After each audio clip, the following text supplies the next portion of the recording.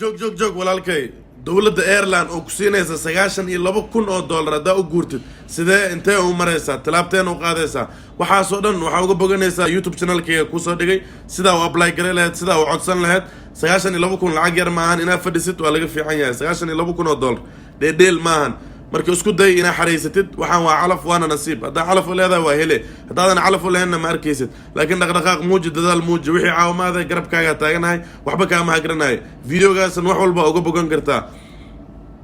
wixii extra ah oo caawimaad gooni ah u baahatid Instagram-ka igala soo xiriir WhatsApp-ka igala soo xiriir Snapchat igala soo hadal meel walba igala soo hadli kartaa brother-kaygiyo walaashaydii adiga dhaqdhaqaaq muuji Ireland 92,000 oo dollar dhiibaysa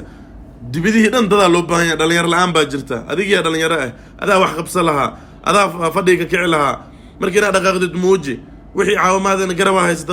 waxba laga ma hagranayo maanta adduunyadii wixii isaas u noqdeen walaalkaygiyo